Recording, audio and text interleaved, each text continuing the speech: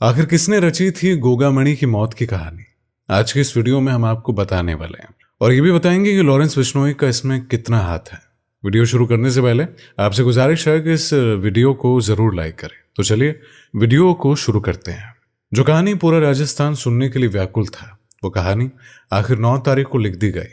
कहानी है करणी सेना प्रमुख सुखदेव सिंह गोगामणि के कातिलों की। पूरे राजस्थान में आक्रोश की ज्वाला सुलग उठी थी।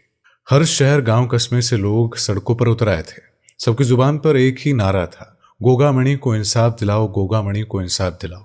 और तब राजस्थान पुलिस ने वादा कर दिया कि 72 घंटे के अंदर अंदर सुखदेव सिंह गोगामणि के कातिलों को जिंदा या मुर्दा जयपुर वासियों के सामने लाकर खड़ा कर देंगे। और ये मिशन उतना भी आसान नहीं था, लेकिन राजस्थान पुलिस के रड़बा पूरे मैदान जंग में उतर चुके थे और खूंखार भर ली थी।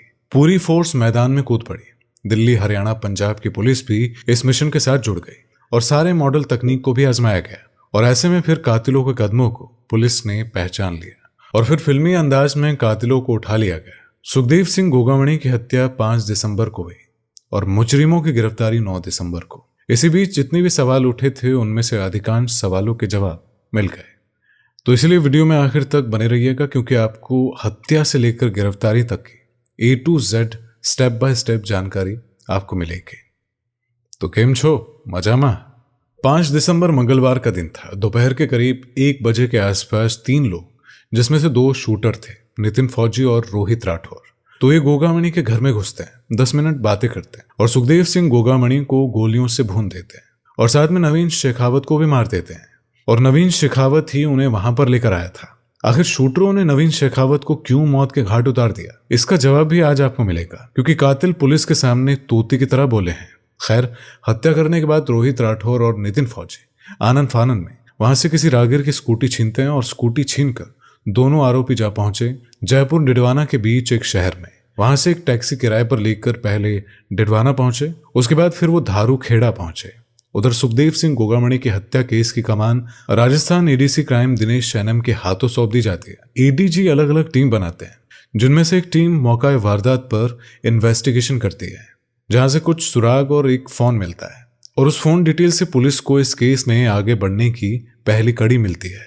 उधर पुलिस की दूसरी टीमें मेन फील्ड में काम करने पर लग गई। आरोपियों के भागने के रोड पर काम शुरू हुआ और तभी पुलिस को वो टैक्सी ड्राइवर मिला जो फौजी और राठौर को धारू खेड़ा छोड़कर आया था। टैक्सी ड्राइवर की इन्फॉर्मेशन से जयपुर पुलिस और राजस्थान क्राइम ब्रांच को यह समझने में आसानी हो गई कि कातिल किस तरह भागे होंगे। और फिर राजस्थान पुलिस ने आरोपियों तक पहुंचने का एक खतरनाक स्ट्रेटजी बनाई, जिसके तहत पुलिस ने राजस्थान में और राजस्थान के सरहदी इलाकों में अपने मुखबिरों को एक्टिव कर दिया। और वहीं हरियाणा और पंजाब पुलिस की भी मदद मांगी गई और पुलिस सब तेजी से अपने मिशन की ओर आगे बढ़ रही थी। और उधर दोनों आरोपी धाड़ू खेड़ा से ऑटो लेकर रेवाड़ी रेलवे स्टेशन पहुंचे और फिर वहां से ट्रेन में सवार होकर दोनों हिसार स्टेशन पहुंच गए। हिसार में फौजी और राठौर की मुलाकात उद्धम से होती है। उद्धम दोनों को कुछ रुपए, कपड़े और जरूरी चीजें मुहैया करवाता है, लेकिन मामूलों यहाँ पर हो गया एक लोचा, जो कि राजस्थान पुलिस और हरियाणा और पंजाब पुलिस को मदद के लिए पहले ही हाथ बढ़ा चुकी थी। तो जब दारू खेड़ा में इन दोनों आरोपियों के होने की खबर राजस्थान पुलिस को मिली, तो उनको आरोपियों का रूट समझ में आ चुका था और राजस्थान पुलिस के कहने पर हरियाणा पुलिस हिसार और रेवड़ी में एक्टिव हो चुकी थी। और यहीं पर मुखबिरों के जरिए हरियाणा पुलिस को आरोपियों के हिसार में होने की खबर मिली और पुलिस आरोपियों तक पहुंचती है। उससे पहले नितिन फौजी, रोहित राठौर और मददगार उद्धम एक टैक्सी का इंतजाम करके मनाली की ओर निकल चुके थे। इधर राजस्थान पुलिस की एक टीम जयपुर में आरोपियों के बारे में छानबीन कर रही थी और तब पुलिस को कई अहम सुराग मिले।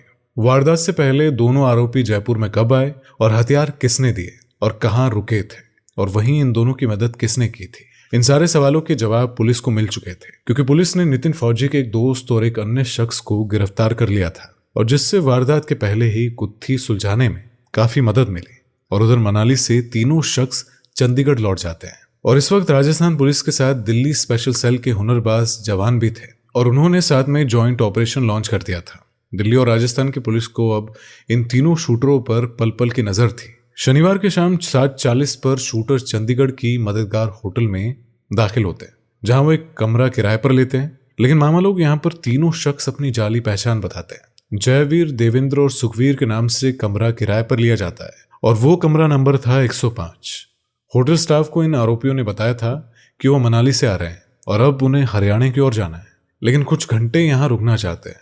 तीनों मस्त मलंग होकर कमरे में आराम कर रहे होते हैं कि तभी आरोपियों को ट्रैक कर रही दिल्ली स्पेशल सेल और राजस्थान पुलिस की टीमें हॉस्टल में दस्तक देती है। और आरोपियों के अभी होटल आए हुए 1 घंटा ही हुआ था कि तभी होटल के कमरा नंबर 105 के दरवाजे पर खटखटाने की आवाज आती है। अंदर बैठे आरोपियों को लगा कि होटल का कोई वेटर होगा जो सर्विस देने आया होगा। अब उद्धम जैसे ही दरवाजा खोलने आता है तो उसकी आंखें फटी की फटी रह जाती है, क्योंकि सामने खाकी वर्दी की पूरी फौज खड़ी थी।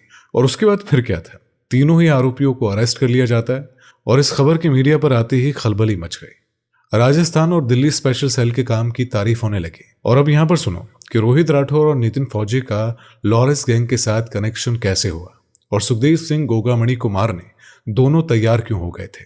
तो यहाँ पर ऐसा है कि गोगामणि केस का आरोपी रोहित राठौर रेप केस में राजस्थान के अजमेर जेल में बंद था और यहाँ जेल में उसकी मुलाकात होती है रोहित गोदारा गैंग के साथी गैंगस्टर वीरेंद्र चरण से। रोहित राठौर से पुलिस ने पूछताछ की तो उसने बताया कि उसके ऊपर रेप का केस दर्ज था और जिसमें सुखदेव सिंह गोगामणि उसके खिलाफ पैरवी कर रहे थे। और इसी बात से रोहित राठौर को गोगामणि पर गुस्सा था और इसी बात का फायदा उठाया वीरेंद्र चरण ने। उसने रोहित को उकसाया और फिर सुखदेव सिंह गोगामणि को मारने के लिए तैयार किया। और वहीं दूसरे आरोपी नितिन फौजी पर हरियाणा के महेंद्रगढ़ में किडनैपिंग का केस दर्ज है। वो भी वीरेंद्र चरण के संपर्क में आया था। दरअसल नितिन फौजी आर्मी में था पर उसे आर्मी की नौकरी पसंद नहीं थी। उसका सपना था विदेश जाकर सेटल होने का और वीरेंद्र ने उसको विदेश में सेटल होने का भरोसा दिलाया। और इसी लालच में नितिन फौजी सुखदेव सिंह गोगामणि को मारने के लिए तैयार हो गए। अब यहाँ सवाल है कि आखिर वीरेंद्र चरण है कौन। 1 लाख का इनामी गैंगस्टर वीरेंद्र चरण राजस्थान के चुरू जिले के सुजानगढ़ का रहने वाला है और साल 2015 में हुए रामलाल मेघवाल हत्याकांड में उसका नाम आया था। इसके बाद पुलिस ने उसे गिरफ्तार करके जेल भेज दिया और जेल में वो कई गैंगस्टरों के संपर्क में आया और वहां उसने अपना नेटवर्क बनाया और जिसमें आनंदपाल सिंह से लेकर रोहित गोदारा तक शामिल थे। साल 2022 में उसे जमानत मिली तो वो जेल से बाहर आ गया, जिसके बाद उसने रोहित गोदारा और लॉरेंस बिश्नोई गैंग के कहने पर गोगामणि के करीब राजू ठेठ की हत्या की साजिश रची।